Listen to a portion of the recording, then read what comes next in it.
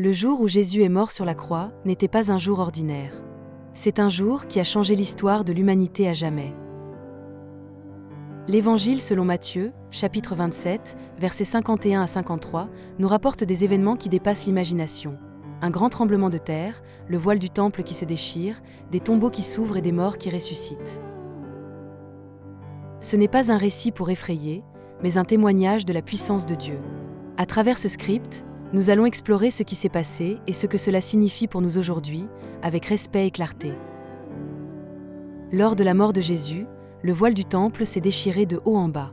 Ce voile séparait le lieu très saint, réservé à la présence de Dieu, du reste du temple.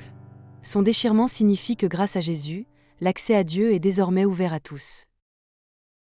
Hébreux chapitre 10, versets 19 à 20 nous dit « Nous avons donc, frères, l'assurance d'un libre accès au sanctuaire par le sang de Jésus. » Ce moment marque la fin de la séparation entre Dieu et l'humanité. C'est un message d'amour et d'espérance pour chacun de nous. Le tremblement de terre qui accompagna la mort de Jésus n'était pas un simple phénomène naturel. C'était comme si la création elle-même réagissait à ce moment unique. Le sol qui tremble symbolise le bouleversement provoqué par le sacrifice du Christ. La croix n'est pas un échec, elle annonce un nouveau commencement.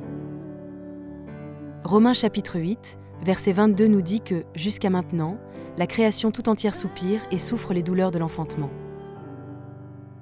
Ce tremblement était l'annonce d'une nouvelle ère, celle de la rédemption par le Christ. Les tombeaux qui s'ouvrent lors de la mort de Jésus sont un signe puissant. La mort elle-même commence à reculer devant le Sauveur. La mort perd de son pouvoir. Jésus ne meurt pas comme un simple homme, il est celui qui vient renverser l'emprise de la mort. C'est un prélude à sa propre résurrection.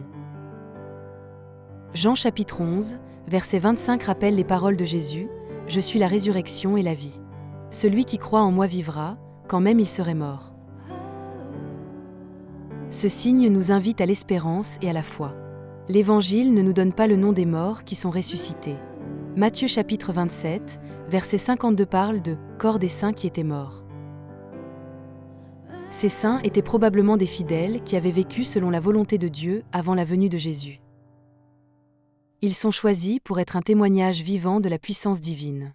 Ce ne sont pas des spectres ou des apparitions pour effrayer, mais des témoins envoyés vers les habitants de Jérusalem pour annoncer que la mort est vaincue. Leur retour à la vie annonce la résurrection universelle promise par Dieu. Un détail important à noter, ces saints ne sont apparus dans la ville qu'après la résurrection de Jésus. Matthieu chapitre 27, verset 53 précise « Étant sortis des tombeaux, après la résurrection de Jésus, ils entrèrent dans la ville sainte et apparurent à beaucoup. » Jésus est le premier-né d'entre les morts, comme l'explique Colossiens chapitre 1, verset 18. Sa résurrection inaugure une nouvelle vie, et ses saints ressuscités en sont les premiers fruits. Leur apparition montre que la puissance de vie du Christ agit déjà, et elle annonce la résurrection de tous au dernier jour. Les saints ressuscités sont entrés dans la ville sainte et sont apparus à beaucoup de personnes. Cela signifie que leur retour à la vie était un témoignage public, offert à tous. Ces signes extraordinaires étaient une invitation à la conversion, un appel à reconnaître Jésus comme le Messie. Ce n'était pas un secret réservé à quelques privilégiés, mais une manifestation claire de l'œuvre de Dieu.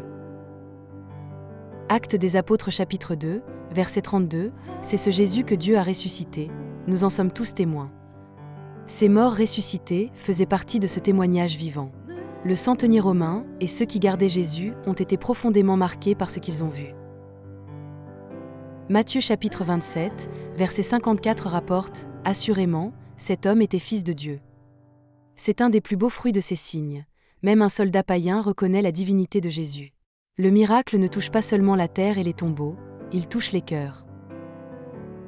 Ces événements ont été un appel à la foi pour tous ceux qui en ont été témoins, et ils continuent de l'être pour nous aujourd'hui encore. La résurrection de ces saints est un signe avant-coureur de ce qui nous attend tous à la fin des temps. 1 Corinthiens chapitre 15, verset 52 annonce « Les morts ressusciteront incorruptibles ».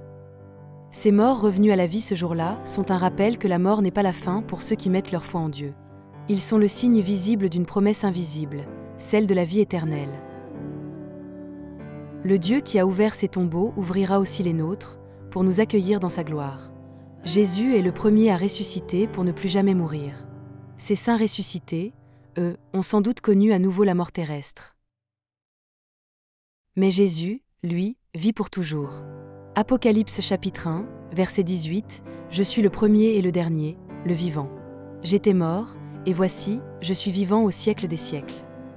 Il est le chemin, la vérité et la vie. » Les autres morts ressuscités témoignent de cette victoire, mais Jésus en est la source et la garantie. En lui, la mort est définitivement vaincue. On pourrait se demander, que nous dit cet événement aujourd'hui? Il nous rappelle que la mort n'a pas le dernier mot. Dieu est maître de la vie et de la mort.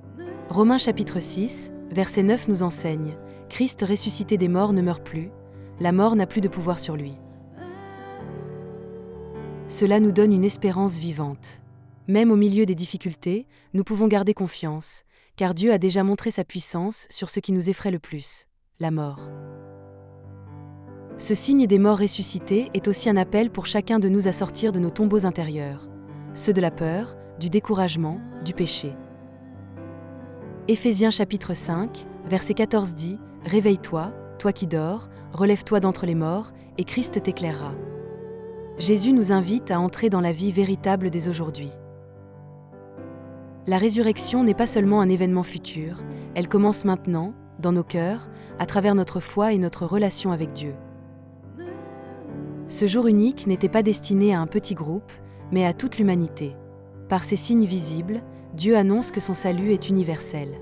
Jean chapitre 3, verset 16 le résume si bien, « Car Dieu a tant aimé le monde qu'il a donné son Fils unique. » Ces saints ressuscités dans Jérusalem préfigurent la résurrection future où toute langue, tout peuple verra la gloire de Dieu.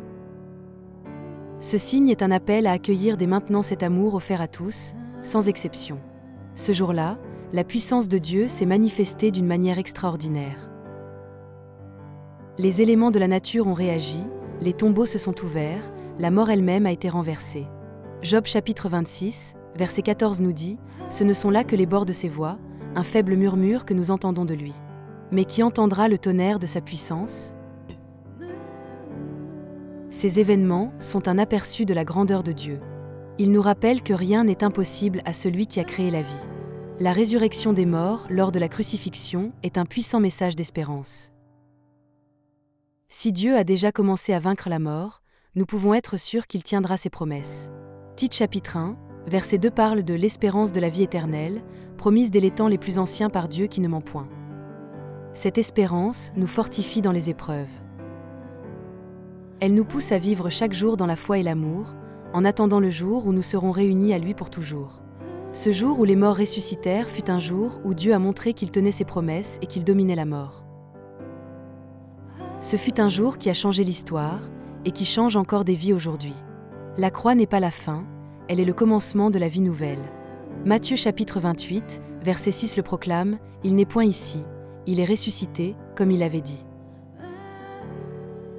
Ce jour nous rappelle que, nous aussi, nous sommes appelés à la vie, avec le Christ, pour l'éternité.